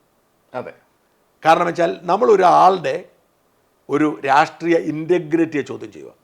ഇപ്പം പി ജയരാജൻ കൊട്ടേഷൻ രാഷ്ട്രീയ കൊലപാതകങ്ങളിൽ പങ്കാളിയായിരുന്നു എന്ന് പറഞ്ഞാൽ ഒന്നും തോന്നത്തില്ല, ജയരാജനൊന്നും തോന്നത്തില്ല. കാരണം കണ്ണൂരിൻ്റെ പശ്ചാത്തലം, കണ്ണൂർ രാഷ്ട്രീയം അതാണ്. പക്ഷേ ഈ മനുഷ്യൻ പാർട്ടിയിൽ നിന്ന് ഒരു പൈസ ഉണ്ടാക്കിയിട്ടില്ല. അയാളുടെ മക്കൾ ഹോട്ടലിൽ പണിയെടുത്തും മേസ്തിരി പണി ചെയ്തുമാണ് ജീവിച്ചിരുന്നത്. എന്നിട്ട് ഇവിടെ രക്ഷയില്ലാത്തത് കൊണ്ട്, കാരണം അപ്പൻ പാർട്ടി സെക്രട്ടറി ആയതുകൊണ്ട്, ജില്ലാ സെക്രട്ടറി ആയതുകൊണ്ട്, എന്നാ ചെയ്താലും കുഴപ്പമാവുന്നതുകൊണ്ട് അയാൾ ഗൾഫിൽ പോയി. 13 വർഷം ഗൾഫിൽ ജോലി ചെയ്തു. അയാളുടെ ഭാര്യ നഴ്സാണ്. നല്ല ശമ്പളം കാണും, നല്ല ഉറപ്പല്ലേ? ഉറപ്പാണല്ലോ. അവിടെ പോയിട്ട് അയാൾ പണിതത് 4 ബെഡ്റൂമുള്ളൊരു വീട്. നമ്മുടെ നാട്ടിൽ 2 നില വീട്. നമ്മുടെ നാട്ടിൽ ആ വീട്, ഞാൻ ആ വീട് കണ്ടു. ഏറിയാൽ ഒരു 45 ലക്ഷം രൂപ അല്ലെങ്കിൽ 50 ലക്ഷം രൂപ. ഈ 45 ലക്ഷം രൂപ 50 ലക്ഷം രൂപ മുടക്കി ഒരു വീട് പണിയരുതെന്നുണ്ടോ? അധ്വാനിച്ച കാശാണെങ്കിൽ എന്താ കുഴപ്പമിരിക്കുന്നത്? സോഴ്സ് എല്ലാം വെളിപ്പെടുത്തിയിട്ടുണ്ടല്ലോ. വെളിപ്പെടുത്തിയിട്ടുണ്ട്. അയക്ക് പണിയാം. പിണറായി വിജയൻ്റെ മകൾ ബിസിനസ് തുടങ്ങിയത് അമ്മയുടെ പെൻഷൻ കൺവെൻഷൻ, അത് ഭയങ്കര തത്വശാസ്ത്രമാണ്, കോടികളുടെ ബിസിനസ്. അപ്പം എന്നിട്ട് ഇയാൾക്ക് വിദേശത്ത് ഹോട്ടൽ ബന്ധമുണ്ട്, ബിസിനസ്സുണ്ട്, സ്വർണ്ണം എന്നൊക്കെ ആരോപിക്കുമ്പോൾ ഇവർക്കറിയാം പാർട്ടിയുടെ നേതാവായി ജയരാജൻ ഇരിക്കുന്നിടത്തോളം കാലം ഈ പറയുന്ന പാർട്ടിക്കെതിരെ നിലപാടെടുക്കാൻ പറ്റത്തില്ല. അങ്ങനെ പ്രശ്നമുണ്ടല്ലോ. അതുകൊണ്ടാണ് ഇയാൾ ആർക്കാ മറുപടി കൊടുത്തിരിക്കുന്നത്? രാഹുലിന് മറുപടി കൊടുക്കാം. അപ്പം ഇത് ശരിയല്ല. കാരണം എന്നെ സംബന്ധിച്ചിടത്തോളം എനിക്കറിയാവുന്ന കാര്യം എന്ന് വെച്ചാൽ എനിക്ക് ഭയങ്കര ബുദ്ധിമുട്ടുള്ള കാര്യം, കാരണം നമ്മൾ ഈ പത്രപ്രവർത്തനം ഇത്രയും കാലമായി എത്രയോ ഓഫറുകൾ എനിക്ക് ലഭിച്ചിട്ടുണ്ട്. ഇപ്പം നമ്മളൊരു ചുമ്മാ ഓഫർ എന്ന് പറഞ്ഞാൽ അഴിമതിയൊന്നും നടത്തണ്ട, ഏതെങ്കിലും ഒരു ബിസിനസ്സിനെ പ്രൊമോട്ട് ചെയ്ത് കൊടുത്താൽ കാശ് തരാൻ തയ്യാറാണ് ആളുകൾ. ഞാൻ അതുപോലും ചെയ്യത്തില്ല. കാരണം എങ്ങാനും ആ ബിസിനസ് എനിക്ക് അനുഭവമുണ്ട്. ഞാൻ UK ഒരു ബിസിനസ്സിനെ പ്രൊമോട്ട് ചെയ്ത് കൊടുത്തിട്ട്, ബ്രിട്ടീഷ് മലയാളി വഴി പ്രൊമോട്ട് ചെയ്ത് കൊടുത്തിട്ട് അയാൾ തട്ടിപ്പ് നടത്തി. അവസാനം എനിക്ക് നാണക്കേടായി, ഞാൻ അയാൾക്കെതിരെ എഴുതി, പുലിവാലായി, കേസായി, ബഹണായി. അതുകൊണ്ട് ഞാനിപ്പം ഒരു കാര്യത്തിനും നമ്മൾ പിടിക്കത്തില്ല. ഇവിടെ മറുനാടിൻ്റെ ഓഫീസിൽ കൊണ്ടുവന്നൊരു പ്രമുഖ വ്യവസായം 50 ലക്ഷം രൂപ തന്നിട്ട് ഞാൻ ഓടിച്ചു തീർത്തുണ്ട്. എന്നിട്ട് ഞാൻ കാശ് മേടിക്കുമെന്ന് പറയുമ്പോൾ ഉണ്ടാകുന്നൊരു വിഷമമുണ്ട്. എനിക്ക് ജീവിതത്തിൽ ഏറ്റവും കൂടുതൽ വിഷമമുണ്ടാക്കുന്ന 2 കാര്യങ്ങളാണ്. ഒന്ന്, കാശ് മേടിക്കും എന്ന് പറഞ്ഞ് എനിക്ക് അടി കൊടുക്കാൻ തോന്നുന്നു. 2, മുസ്ലിം വിരോധിയാണെന്ന് പറഞ്ഞാൽ സഹിക്കാൻ പറ്റത്തില്ല. കാരണം എനിക്കെന്തിനാണ് മുസ്ലിങ്ങളോട് വിരോധം? എന്തിനാണ് മുസ്ലിമിനോട് വിരോധം? ഞാനെന്താ മുസ്ലിമിനെ വിരോധിക്കും? മുസ്ലിമായ ഒരാൾ എന്താ കുഴപ്പം? നിങ്ങൾ ഹിന്ദുവാണ്, നിങ്ങളുടെ ജാതി പോലും, നിങ്ങൾക്ക് ശ്രീനാരായണ ഗുരുവിനോട് കൂടുതൽ സ്നേഹമുള്ളതോട് നമുക്ക് മനസ്സിലാവും. അതെങ്ങനെ മനസ്സിലാവുന്നേ? ഇപ്പം നമ്മുടെ ഡെസ്കിലിരിക്കുന്ന രജീഷ് ഏത് ജാതിക്കാരനാണെന്ന് എനിക്കറിയത്തില്ല. നമുക്കറിയില്ല. കാരണം രജീഷിന് ഹിന്ദുവാണ് നമുക്കറിയാം, ഏത് ജാതിക്കാരൻ നമ്മളെങ്ങനെ അറിയുന്നത്? മുസ്ലിമായ ഒരാൾ ജോലി ചെയ്യുമ്പോൾ ആളുടെ പേരുകൊണ്ട് നമുക്കറിയാം, പക്ഷേ അയാൾ ഹിന്ദുവാണോ ക്രിസ്ത്യാനിയാണോ നമുക്കറിയത്തില്ല. രജീഷ് ലാലു വർക്ക് ചെയ്തെന്നാണ് ഞാൻ കരുതിയിരുന്നത്. അതെ. പക്ഷെ അത് കഴിഞ്ഞ് ഞാൻ അത് വർക്ക് ചെയ്യല്ല, വകേരിയാണ്. വകേരി ഞാൻ വർക്ക് ചെയ്യുന്നതിനാണ് ഞാൻ കരുതിയിരുന്നത്. വകേരി. അപ്പോൾ അല്ല, അന്ന് ഇവിടെ ഈ പോലീസുകാർ നമ്മുടെ ഇവിടെ ഓഫീസിൽ അതിക്രമിച്ച് കയറിയ ദിവസം ഉണ്ടല്ലോ, അന്ന് ഞങ്ങളെയൊക്കെ ഒരു മൊഴിയെടുക്കാൻ ചോദ്യം ചെയ്തല്ലോ. ഒരു പോലീസ് ദിവസം നിരന്തരമായി എൻ്റെ അടുത്ത് ചോദിക്കുന്നുണ്ട്, നിങ്ങൾ എത്രയാണ് കാശ് വാങ്ങിക്കുന്നതെന്ന്. അയാൾ പലവണ ആവർത്തിച്ച അയാളെ മേലുദ്യോഗസ്ഥൻ എന്ന് പറഞ്ഞ ആവശ്യമുള്ള ചോദ്യം ചോദിക്കരുതെന്ന് പറഞ്ഞു. മേലുദ്യോഗസ്ഥൻ അദ്ദേഹം സത്യസന്ധന ഉദ്യോഗസ്ഥൻ, അദ്ദേഹം പറഞ്ഞ ആവശ്യമുള്ള ചോദ്യം ചോദിക്കരുത്, നിങ്ങൾക്ക് ആവശ്യമുള്ളത് ചോദിച്ചാൽ മതി എന്ന് പറഞ്ഞു. പിന്നെ അയാളൊന്നും വേണ്ടിയില്ല. അല്ല, ഞാൻ പറഞ്ഞത് അതുകൊണ്ട് തന്നെ ഇപ്പം ഞാൻ നമ്മൾ ഈ പറഞ്ഞ ഒരുത്തൻ ഒരു സാം തോട്ടത്തിൽ നിന്ന് കണ്ടു പത്തനംതിട്ട കണ്ട ഒരുത്തനാണ്. ഞാൻ എൻ്റെ ഫേസ്ബുക്കിൽ ഒരു കുറിപ്പിട്ടപ്പം കുറേ കാലം മുമ്പ് കുറിപ്പിട്ടപ്പം ഇവൻ അടിയിൽ വന്നൊരു സാധനം എഴുതി, എന്നെക്കൊണ്ട് അധികം പറയിപ്പിക്കരുത്, നിങ്ങൾ തിരുവനന്തപുരത്തൊരു ഹോട്ടലിൽ വെച്ച് കാശ് മേടിച്ച കഥ, ബി ജെ പിക്കാർ നിങ്ങൾക്ക് കാശ് തന്ന കഥ, ഞാനന്ന് ബി ജെ പിക്കാരൻ, ഇപ്പം ഞാൻ CPM ആണെന്ന് പറഞ്ഞു. ഞാൻ വിടുമോ? ഞാൻ പറഞ്ഞു, നീ അത് പരസ്യമായി പറ. അപ്പോൾ പറഞ്ഞില്ല, പരസ്യമായി പറഞ്ഞാൽ ഞാൻ വന്നോ, നീ പരസ്യമായി പറയണം. പറയത്തില്ല. ഞാൻ കേസ് കൊടുത്തു. ഇപ്പോൾ കേസ് കോടതി നിൽക്കുക. ഒരു കൊമൻറ്റിൻ്റെ പേരിൽ ഞാൻ അവനിപ്പോൾ വാറണ്ടായി. അവൻ പക്ഷേ കൈപ്പറ്റുന്നില്ല. കാരണം എന്നെ സംബന്ധിച്ചിടത്തോളം കാശ് വാങ്ങുന്നു എന്ന് പറഞ്ഞാൽ വെറുതെ വിടില്ല. നമ്മളെ സംബന്ധിച്ചുള്ള വളരെ ഡിഫേമേറ്ററി ആയിട്ടുള്ള സ്റ്റേറ്റ്മെൻറ്റ്. നമ്മളാരും കാശ് വാങ്ങുന്നവരല്ലോ. അപ്പോൾ അതുകൊണ്ടാണ് പറയുന്നത്, ഇയാൾ അധ്വാനിച്ച് കാശുണ്ടാക്കി വീട് വെച്ചിട്ട് ആ വീട് ഈ കൊട്ടേഷൻ നടത്തി കാശുണ്ടാക്കിയെന്ന് പറഞ്ഞ് കണ്ട അത് വിഷം മനസ്സിലാക്കുക. അതുകൊണ്ടാണ് ഞാൻ പിന്തുണച്ചത്. ഇപ്പം ഞാൻ എൻ്റെ ചേട്ടൻ അച്ഛനാണ്. ഈ അച്ഛന്മാരുള്ള വീടുകൾ പണ്ടൊക്കെയുള്ള ഒരു പറച്ചിൽ, ഈ സാമ്പത്തികമായി വളരെ മോശമാണെങ്കിൽ അച്ഛന്മാർ ചെറുതായിട്ട് സഹായിക്കുമെന്ന് കേൾക്കുന്നുണ്ട് ചില അച്ഛൻ, അതിനെ പറ്റി മനസ്സുള്ള ആളുകൾ. പക്ഷെ എല്ലാ അച്ഛന്മാരും അങ്ങനെ സഹായിക്കാറില്ല, സാധ്യമല്ല. അപ്പോൾ എൻ്റെ ചേട്ടനൊക്കെയാണ് അങ്ങോട്ട് കാശ് കൊണ്ടുപോകുന്ന ആളാണ്, ഇങ്ങോട്ട് തരുന്ന ആളാണ്. കാരണം എത്ര കിട്ടിയാലും നാട്ടുകാർ കൊടുക്കുന്ന ആളാണ്. നാട്ടുകാർക്കെല്ലാം അദ്ദേഹത്തിൻ്റെ ഒരു പദ്ധതിയുണ്ട്. ഞാൻ കഷ്ടപ്പെട്ട് ജോലി ചെയ്ത് വിദേശത്ത് പോയി പണിയെടുത്ത് നമ്മൾ അത്യാവശ്യം ജീവ നിലവാരം മെച്ചപ്പെടുത്തിയെടുത്തു. ഈ പത്രമൊക്കെ തുറക്കുന്നതിന് മുമ്പാണ്. അപ്പോൾ ഞാൻ ഈ ഇംഗ്ലണ്ടിൽ നിന്ന് വരുമ്പം ഞങ്ങൾ ടൂർ പോകും, കൂട്ടുകാരെല്ലാം കൂടെ ഞങ്ങളെല്ലാം വണ്ടി എടുത്ത് നമ്മൾ ഇച്ചിരി കള്ളൊക്കെ അടിച്ച് നമ്മൾ തകർത്ത് വാരാൻ പോകും. അപ്പോൾ ഞങ്ങളുടെ ഒരു സുഹൃത്ത്, ഞങ്ങൾക്ക് അത്ര അടുപ്പില്ലാത്തൊരു, അവനും വരണം നിർബന്ധം. ഞങ്ങളുടെ ആലോചനയിൽ അവനുണ്ട്. പക്ഷെ അവൻ്റെ അനിയന് ആണ് ഞങ്ങൾക്ക് കൂടുതൽ ഇഷ്ടം. ഇച്ചിരി കമ്പനി അനിയനാണ്. അപ്പോൾ ചേട്ടനുണ്ട്, അനിയൻ വരത്തില്ല.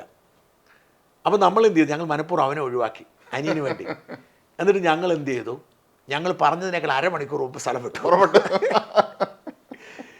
ഇവൻ അവിടെ നിന്നുകൊണ്ട് സ്റ്റേറ്റ്മെൻ്റാണ്, എൻ്റെ വീട്ടിൽ അച്ഛനുണ്ടായിരുന്നെങ്കിൽ ഞാൻ നിങ്ങളെ തേക്കടിക്കല്ല ലണ്ടൻ കൊണ്ടുപോയത്. അത് ചോദിക്കേ, നമ്മൾ കഷ്ടപ്പെട്ട് ജോലി ചെയ്ത് ഇവിടെ വന്ന് ആൾ കൂട്ടുകാരോട് കമ്പനി പോകുമ്പോൾ ഒരുത്തനൊരു ചെറിയ ഊച്ചിക്കുറവ് ഉണ്ടായപ്പോൾ അവൻ പറഞ്ഞ ഡയലോഗാണ്. എനിക്ക് അന്നു മുതൽ ഇത്തരം കാര്യങ്ങൾ പറയുന്നത് ഭയങ്കര കലിപ്പാണ്. അപ്പോൾ അതുകൊണ്ടാണ് എനിക്ക് ഈ പി ജയരാജൻ്റെ മകൻ്റെ പേര് കേൾക്കുമ്പം എനിക്ക് മാങ്കൂട്ടത്തിനെ ഭയങ്കര ഇഷ്ടമാണ്. തീർച്ചയായും ഈ നമ്മുടെ കോൺഗ്രസിൻ്റെ ഏറ്റവും വലിയ പ്രതീക്ഷകളായി ഞാൻ കരുതുന്ന 3 പേർ, ഒന്ന് ഷാഫി പറമ്പിലാണ് ഡെഫിനറ്റ്ലി പ്രതീക്ഷയാണ്, രാഹുൽ മാങ്കൂട്ടത്തിലെ, പിന്നെ നമ്മുടെ അബിൻ വർക്കി. ഈ 3 പേരും കോൺഗ്രസിൻ്റെ ഭാവിയിലെ വാഗ്ദാനങ്ങളാണ്. ആ പയ്യൻ മറ്റേ ജയിലിൽ കിടന്നപ്പോൾ ഞാൻ പോയി കണ്ടതാണ് മാങ്കൂട്ടത്തിൽ. എനിക്കിഷ്ടം അമ്മയെടുക്കണം. പക്ഷെ അവൻ എന്ത് രാഷ്ട്രീയ കാരണത്താലാണെങ്കിലും ജയരാജൻ്റെ മകനെതിരെ ഒരു ആരോപണം ഉന്നയിക്കുമ്പോൾ എവിഡൻസ് നോക്കണം, ആധികാരികത ഇല്ലാതെ പറയാൻ പാടില്ല. അപ്പോൾ അതുകൊണ്ടാണ് ഞങ്ങളെ പിന്തുണച്ചത്. അപ്പോൾ ഇത് പിണറായിയുടെ ഒരു ഒരു ഒരു എന്താ പറയുക, ഒരു പദ്ധതിയാണ് ജയരാജൻ്റെ സ്വാധീനം കുറയ്ക്കുക. കാരണം കണ്ണൂരിൽ പിണറായിക്കിനി പിടിച്ചു നിൽക്കണമെങ്കിൽ ജയരാജൻ ഇല്ലാതാവണം. കാരണം അത്രമാത്രം പാർട്ടി ഗ്രാമങ്ങളിൽ ജയരാജന് ബന്ധമുണ്ട്. ജയരാജൻ രംഗത്തിറങ്ങിയാൽ തീർന്നു. ഇതൊരു വലിയ ഗൗരവമേറിയ വിഷയമാണ്.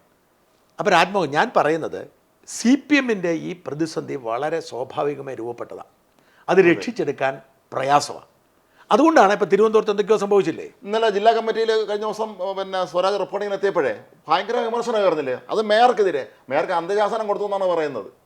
ഇനിയെങ്കിലും നേരെ ചൊവ്വയിരിക്കണം എന്നുള്ളത്. കാരണം അന്ന് ആ ബസ് തടഞ്ഞ സംഭവമൊക്കെ ഉണ്ടല്ലോ, അത് ഭയങ്കര മാനക്കേട് ഉണ്ടാക്കിയില്ലേ പാർട്ടിക്ക്. ഏതൊരു ജില്ലാ കമ്മിറ്റി അംഗം പറഞ്ഞത് ആ സിം കാർഡ് കാണാതെ പോയത് കാര്യമായിട്ട് അത് ഉണ്ടായിരുന്നു, നമ്മൾ ഉള്ള മാനം കൂടെ പോകുമായിരുന്നു എന്നാണ്. ഈ മേയർ നമ്മുടെ പണ്ട് ഇവിടെ സ്ഥാപനം പൂട്ടാൻ താക്കോൽ അന്വേഷിച്ചിരുന്ന ഒരാളാണ്. അയ്യോ, ഈ മേയർ നമ്മളോടുള്ള വിരോധം അന്ന് എനിക്ക് വന്നത് പെട്ടെന്ന് പോയി പൂട്ടിയിട്ട് താക്കോൽ എറിയാൻ പറഞ്ഞു വന്ന 24 മണിക്ക് വന്ന് ജീവനക്കാരുടെ അവസ്ഥ എന്നാലും അവർ പറഞ്ഞ് നമ്മൾ എന്നാ ചെയ്യാൻ പറ്റുമെന്ന് ചോദിച്ചു. അല്ല, ഇത് നമ്മൾ മേയറെ കുറ്റം പറഞ്ഞൊരു കാര്യമില്ല. പിണറായിസത്തിൻ്റെ കൾച്ചറിൻ്റെ ഭാഗമാണ്. അങ്ങനെ അഹങ്കാരം കാണിക്കുന്നവർക്കും ധാർഷ്ട്യം കാണിക്കുന്നവർക്കും തൻ്റെ ഇടം കാണിക്കുന്നവർക്കും അഴിമതി നടത്തുന്നവർക്കും പിടിച്ചു പറിക്കുന്നവർക്കും ബ്ലേഡിൻ്റെ പുറകെ പോകുന്നവർക്കും പാറമടക്കൊപ്പം നിൽക്കുന്നവർക്കൊക്കെ മാത്രമേ അവിടെ പറ്റത്തുള്ളൂ. ഏറ്റവും വലിയ ഉദാഹരണമാണ് SFI കൊയിലാണ്ടി മറ്റേ ഗുരുദേവ കോളേജിൽ കഴിഞ്ഞ ദിവസം പ്രിൻസിപ്പലിനെ തല്ലുന്നുണ്ടല്ലേ SFIക്കാർ. അല്ല, വിജയലക്ഷ്മി ടീച്ചർ ഇവിടെ വന്നിരുന്ന് കരഞ്ഞിട്ടുണ്ട്. നമ്മുടെ റഹീമ അവർ പറഞ്ഞു, റഹീം എൻ്റെ മുടി വലിച്ചു പറിച്ചു, പക്ഷെ എനിക്ക് സഹിക്കാൻ പറ്റും, ഞാൻ പഠിപ്പിക്കുന്ന ഒരു കുട്ടി എൻ്റെ ചെവി വന്നിട്ട് പച്ചത്തെറി വിളിച്ചെന്ന്. ആലോചിച്ച് നോക്കിയേ, പച്ചത്തെറി വിളിച്ചെന്ന് പറഞ്ഞു. അപ്പം ഇതൊരു പിണറായിസത്തിൻ്റെ ഒരു തുടർച്ചയാണ്. ഇന്ന് area committee secretary Gurudeva college പ്രിൻസിപ്പലിനെ കുറിച്ച് പ്രസംഗിച്ചു, കോളേജിന് മുന്നേ പ്രസംഗിച്ചത് ഇയാൾക്ക് അടി കൊടുക്കുന്നു, കാലയിൽ ഒടിക്കുമെന്നാണ് പറഞ്ഞിരിക്കുന്നത്. MM മണിയെ പോലും മുതിർന്ന നേതാവ് പറഞ്ഞ തന്നെ കോളേജ് പ്രശ്നം ഉണ്ടാക്കി കഴിഞ്ഞപ്പം കഥ കടച്ചിട്ട് പ്രിൻസിപ്പൾ, വനിതാ പ്രിൻസിപ്പൾ മറ്റേ പണിയാണ്. അപ്പം ഇതൊരു സ്വാഭാവികമായ ഒരു നാശത്തിലേക്ക് പോവാണ്. ഈ പാർട്ടി ഇനി ഇവിടെ ആവശ്യമില്ല. കാരണം അത് നശിച്ചു പോയി, നന്നാക്കി എടുക്കാൻ പറ്റത്തില്ല. ഒന്ന്, ഇവരുടെ തൊഴിലാളി വർഗ്ഗ സ്നേഹം എന്ന് പറയുന്നത് തൊഴിലാളികൾ ആരാണ്? സംഘടിത തൊഴിലാളികൾക്ക് മാത്രമാണ് ഗുണം. അതെ, സർക്കാർ ഉദ്യോഗസ്ഥർ മാത്രമാണ്. അല്ലാതുള്ള അസംഘടിത തൊഴിലാളികൾ, അതിപ്പം ഏതെങ്കിലും തുണിക്കട വർക്ക് ചെയ്യുന്നവനാണെങ്കിലും ശരി, അതല്ല മറ്റേ ഈ സാധാരണ ഒന്നുമില്ല, വീട് തൊഴിലാളി കണ്ണൂരില്ല, അതാ ഇവർക്ക് ആർക്കും ഒരു ഗുണമില്ല. ഒന്ന്. രണ്ട്, ജനം അത്രമാത്രം വെറുത്തു. കഴിഞ്ഞ ദിവസം ഏതൊരു മാതൃഭൂമി ചാനലിലും കണ്ടൊരു വാർത്ത ഞാൻ കണ്ടു. മാതൃഭൂമിയുടെ ഏഷ്യാനെറ്റിലാണോ, പെൻഷൻ കുടിശ്ശിക സകല നമ്മൾ പറയുന്ന സാമൂഹിക ക്ഷേമമല്ല, ഈ ക്ഷേമനിധി പെൻഷൻ ഉണ്ടല്ലോ, ഈ തൊഴിലാളികളിൽ നിന്ന് പിടിച്ചു മേടിച്ച സാധനം അതുപോലും കൊടുക്കുന്നില്ല. ഒരു കൊല്ലമായിട്ടൊക്കെ കൊടുക്കണം. കെട്ടിട നിർമ്മാണ തൊഴിലാളി ക്ഷേമനിധി, ബീഡി തൊഴിലാളി ക്ഷേമനിധി ഒന്നും കൊടുക്കുന്നില്ല. ഇവരുടെ കാശില്ല. ഇവരെന്താണ്, കടം മേടിച്ച് തോമസ് ഐസക് മോഡൽ അടിച്ചു മേറുക. അത് കേന്ദ്രം നിർത്തി, ഒന്നും ചെയ്യാൻ പറ്റത്തില്ല. കംപ്ലീറ്റ് നശിച്ചു പോയി. പിണറായിക്ക് അദ്ദേഹത്തിന് കുടുംബത്തിന് നേട്ടമുണ്ടായി, ചേർന്ന് നിന്ന് കുറച്ച് പേർക്ക് നേട്ടമുണ്ടായി. നശിച്ച് നാരായണക്കൽ പിടിച്ചു, പാർട്ടി തകർന്നു പോകും. ഇവിടെയാണ് നമ്മൾ ഇതിൻ്റെ കൺക്ലൂഡിങ് പോയിന്റിലേക്ക് പോകേണ്ടത്. BJPയുടെ വളർച്ച 20% എത്തി. BJP 10% കൂടെ എത്തിയാൽ മതി അധികാരം പിടിക്കാൻ. കാരണം എന്ന് വെച്ചാൽ ഈ 40% ഒരു പാർട്ടിക്ക് വേണ്ടത്. അതെ, 40-45 രണ്ട് പാർട്ടി ഉള്ളപ്പോഴാണ്. അന്ന് BJPക്ക് 5% ഉള്ളൂ. ഇത് BJP കയറുമ്പോൾ 30% അല്ല 30% മതി അധികാരത്തിൽ. സംസ്ഥാന നേതൃത്വം കൂടി മനസ്സുവയ്ക്കുകയാണെങ്കിൽ അവർക്ക് അത്ഭുതം. അല്ല, അവർക്ക് താല്പര്യമില്ല. അവർക്ക് കേന്ദ്രത്തിൻ്റെ അധികാരത്തിൻ്റെ നക്കാപ്പിച്ച കഴിക്കാൻ ആഗ്രഹമുള്ളൂ. അപ്പം എങ്ങനെയാണ് ഈ ആലപ്പുഴ ജില്ലയിൽ പലയിടങ്ങളിലും ശോഭാ സുരേന്ദ്രൻ എത്ര സീറ്റ് വോട്ട് കിട്ടിയത്? അത്ര അതായത് നമ്മളിത് മനസ്സിലാക്കി, ഈ തെരഞ്ഞെടുപ്പിൽ നമ്മൾ മനസ്സിലാക്കിയത്, ഞാൻ പണ്ട് കരുതിയിരുന്നത് ഈ ലോക്സഭാ തെരഞ്ഞെടുപ്പോടുകൂടി കോൺഗ്രസ് ഒരു 10-40 സീറ്റിൽ ഒതുങ്ങും. അതോടെ കോൺഗ്രസ്സുകാരെല്ലാവരും CPMലേക്കും BJPയിലേക്ക് ചേക്കേറുമെന്ന് കരുതി. പക്ഷേ CPM ആണ് ഇല്ലാതാവുന്നത്. അപ്പോൾ BJPയിലേക്ക് CPMകാർ, അതാണ് പാരമ്പര്യം. കാരണം കേരളത്തിലെ ഏറ്റവും വലിയ ഹിന്ദു പാർട്ടി CPM ആണ്, സംശയിക്കേണ്ട. അപ്പോൾ സ്വാഭാവികമായും അതുകൊണ്ടാണല്ലോ കണ്ണൂരിലൊക്കെ പാർട്ടി ഗ്രാമങ്ങളിൽ ക്ഷേത്രങ്ങളുടെ നടത്തിപ്പ് CPMനാണ്. അതെ. അപ്പോൾ സ്വാഭാവികമായും കോൺഗ്രസ്സിൽ പോകുന്നതിനേക്കാൾ ഇവർക്ക് ഇഷ്ടം BJP പോകുന്നതാണ്. അതുകൊണ്ട് പതിയെ CPMകാർ BJPയിലേക്ക് പോയിക്കൊണ്ടിരിക്കും. കേരളത്തിലെ BJPയുടെ നേതൃത്വത്തിൽ ഒരു ചെറിയ മാറ്റം വന്നാൽ അടുത്ത തെരഞ്ഞെടുപ്പിൽ CPM മൂന്നാമതാവും. ആ ഒരവസ്ഥയിലേക്ക് പാർട്ടിക്കൽ മണ്ഡലത്തിൽ തന്നെ നമുക്ക് കാണാമല്ലോ. മുരളീധരൻ മികച്ച ലീഡ് നേടിയില്ല. എന്തൊരു നേട്ടം! അല്പം കൂടെ സജ്ജീകരണം ജയിക്കാമായിരുന്നു. ഒരു എത്ര 25,000-30,000 വോട്ടിനാണ് ആറ്റിങ്ങൽ MLA ജയിച്ചത്. അതെ, CPMന്റെ അവിടെയാണ് ഒന്നാമതെത്തി. ആറ്റിങ്ങലും കാട്ടാക്കട ഒന്നാമതെത്തി. അപ്പം വലിയൊരു മാറ്റമാണ്. സംസ്ഥാന BJP നേതൃത്വം ആഗ്രഹിച്ചാൽ ജനഹിതത്തിനനുസരിച്ച് അത് ശോഭാ സുരേന്ദ്രനെയും രാജീവ് ചന്ദ്രശേഖരനെയും സുരേഷ് ഗോപിയെയും സെൻകുമാറൊക്കെ ഉണ്ടല്ലോ. സെൻകുമാറിന് ഉണ്ടാവത്തില്ല, ആരോഗ്യ പ്രശ്നമുണ്ട്. സെൻകുമാർ PC ജോർജിനൊക്കെ മുമ്പിൽ നിർത്തിയാൽ വലിയ അത്ഭുതം സൃഷ്ടിക്കാൻ കഴിയും. അടുത്ത നിയമസഭാ തെരഞ്ഞെടുപ്പിൽ കുറേ സീറ്റ് പിടിക്കുക, അത് കഴിഞ്ഞവർക്ക് ഭരണം പിടിക്കാൻ പറ്റും. പക്ഷേ BJP മനസ്സ് വെക്കണം. എന്നാലും CPMൻ്റെ കാലം കഴിഞ്ഞു. പിണറായിയുടെ അടുക്കളയിൽ മുതലാളിമാർ കയറി നിറങ്ങുന്നത് വെറുതെയാണ്. ജയരാജൻ്റെ ആഡംബര വീടിനെ കുറിച്ച് പറഞ്ഞുകൊണ്ടിരിക്കുന്നതിനകത്ത് കഥയൊന്നുമില്ല. CPMൻ്റെ കാലം കഴിയുകയാണ്. വലിയ പാടാണ്. CPMകാർ കൂട്ടത്തോടെ BJPയിലേക്ക് പോകുന്ന കാലം സമാഗമമായിരിക്കുന്നു. നന്ദി, നമസ്കാരം.